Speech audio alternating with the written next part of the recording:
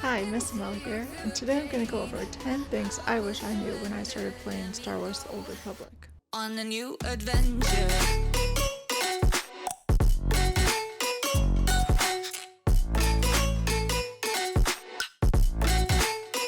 On a new adventure. So, first on the list is how to travel around the galaxy. Once you finish chapter 1 on your first character, you'll get a legacy surname and a legacy level. Under character perks, you should be able to start getting some of these travel unlocks. The most useful one, in my opinion, is the priority transport personal starship.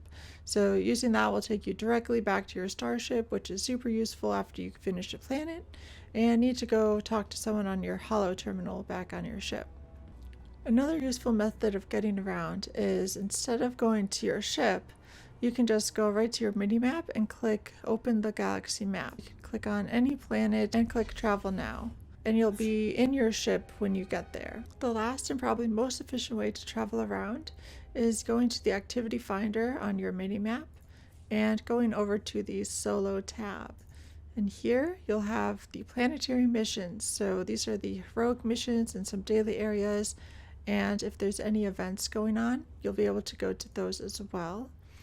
So right now there's the Rackle event. So if I hit travel, it'll bring me right into the area where I need to do all the Rackle quests for the event. If you click on a planet, say you're going to Alderaan, it'll bring you to the heroic mission terminal right outside the spaceport. So normally when you use the galaxy map, you'll be in your ship once you get there. Then you'll need to exit your ship. Then you'll be in the spaceport and you'll need to exit the spaceport before you can then quick travel anywhere. That's a bit more time consuming, so if you just go right to the heroic terminal on Alderaan, for example, you'll be outside the spaceport and can directly quick travel anywhere you want. Using that method will give you the weekly quest for either the heroics or the event that's going on. So in my mission log, I just picked up the weekly Rackle event. It is now gone from my solo tab because I have the weekly. In order to use it again to get back, I'll have to delete that weekly quest, so abandon, and it'll show right back up here. The second tip is how to exit areas such as flashpoints and operations. Go to your mini-map and click the exit area button. This will enter a channel and then it'll exit you out of that flashpoint. Tip number 3 is what crew skills to pick. If you're newer to Star Wars and this is maybe your first character that you're leveling, I would recommend picking up slicing as your number 1 crew skill, followed by biochem and bioanalysis. The reason being is that slicing will make you the most money, and if you're able to get a second crew skill by either being preferred or subscribed player, biochem is very useful, especially for a main character, because you'll get access to reusable med packs, stims, and adrenals. The third, being bioanalysis, will help you level up your biochem, as well as being able to provide extra materials to sell for credits. Tip number 4 is how to use your collection menu. You can press Ctrl+C to open up your collections menu. On a given character, whenever you equip an item and it becomes bound to your character, you will have access to that item in your collections, and you can reclaim multiple copies of it for free. Not all items in the game will be in the collections menu. I'll show you how to legacy unlock an item. You can see here that I can claim the item, so it is unlocked for my character on collections. But there's also this second button here that says purchase copy of this, and it'll grant access to all characters in my account will be able to claim that item. The cost of legacy unlocking items varies a lot. So the cheapest things to unlock are promotional items. They're all like 10 cartel coins to legacy unlock, so they're very affordable. Other items that are not promotional will be more expensive, such as Darth Malgus damaged lightsaber is 400 coins to unlock that for all of your characters. Tip number 5 is using the security code mobile app to be able to add extra security for your Star Wars account. And when you use that app to secure your account, you'll receive 100 cartel coins every month for free. Tip number 5 is legacy unlocks. So again, once you finish chapter 1 on your first character, you'll be able to get a legacy surname and a legacy level. You can go up to level 50. You have character perks, which are per character, which include some of the travel. You can summon mail and repair droid. You can get XP boosts, but the big ones are under the global unlocks other. So these are one-time purchases that you can get with either credits or cartel coins, such as reducing the cooldown on your fleet pass, giving your ship some more unlocks, such as adding a GTN terminal to your ship, some training dummies, mailbox. But the most important one that I would say to get is Rocket Boost.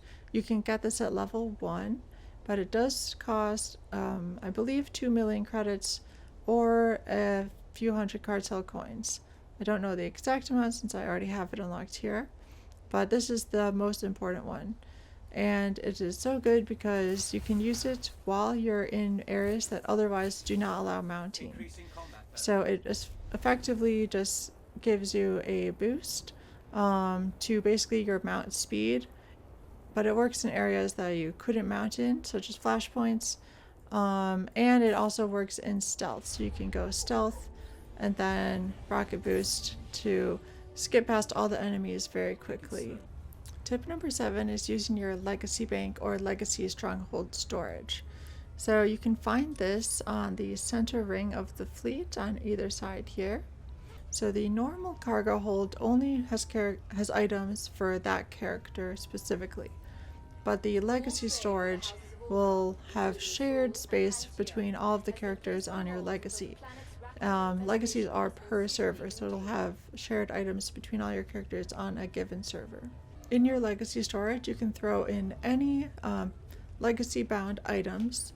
So certain items such as this bounty hunter set, which I got from the bounty hunter event, is bound to legacy, as well as all of the end game gear that you'll get will be bound to legacy. So I can have both an operative and a smuggler use the same gear set and just throw it in the bank once I'm done, and then the other character can go and grab it. You can throw any med packs in there, any dyes or outfits that you want to share between your characters. You can also store credits in the legacy bank. As far as I know, there's no real cap on how many credits you can have in your legacy bank. If you are a free-to-play or preferred player, you can only have 1 million credits maximum on a given character, but you can still put as many credits as you want into your legacy bank. Tip number 8, join a guild. So there's lots of different types of guilds in Star Wars. Some guilds are focused on winning planets via conquest, and other guilds are about endgame content, and some guilds are just smaller, relaxed environments, just hang out with people, learn the game a bit, and have some fun. But the benefits of joining a guild are, first and foremost, you get an XP boost up to 15%. You also get a reputation bonus, and you get a renown experience boost bonus. So renown experience is basically the levels you get after you hit level 75 that just give you a bit extra rewards. Additionally, if your guild has some rooms unlocked on its guild ship, then you get extra perks as well. So my guild has increased critical chance and increase for crew skills, I should say, and also extra just running movement speed. So that's like super helpful, just running around, you get an extra little boost. Thirdly, your guild likely has a guild ship. So if you go to the stronghold menu and go to guild, you can see your guild ship and you can travel there.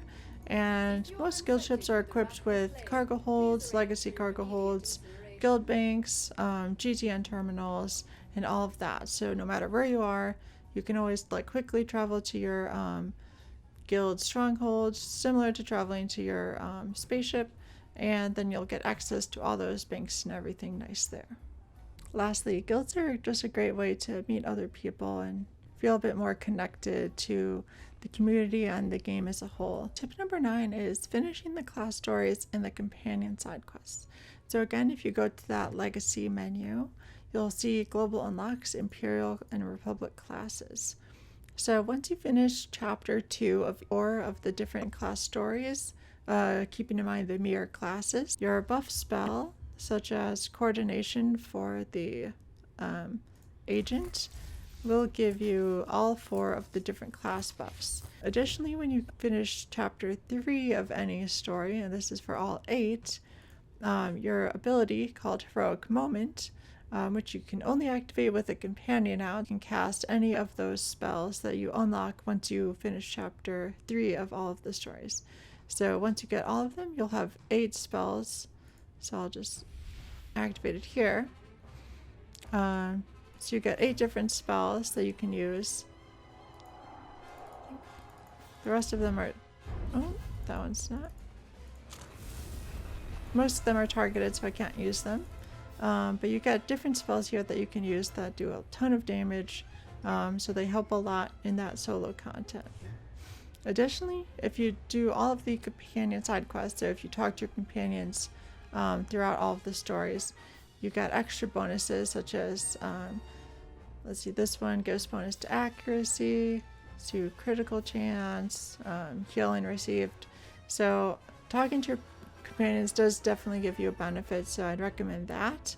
You also get presents every time you finish a companion story, and presence boosts basically all the stats for your companion. And last but not least, tip number 10, I see a lot of people leveling ask this question of like, what stats should they prioritize while they're leveling up?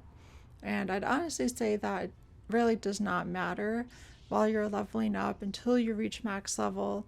I would just equip whatever gear is the highest item rating. And even once you're level 75, I would again still just equip whatever is the highest item rating until you get to the max item rating of 306. And then you can start looking up guides and worrying about specific stats. But really, it does not matter that much during the story. So I would just play through the story for fun, take your time, and enjoy the game, and worry about all that stuff later once you hit max level. I hope this guide was helpful. Let me know in the comments what tips you wish you knew when you started, or any other questions you might have. Thank you very much for watching, and may the force be with you. On a new adventure.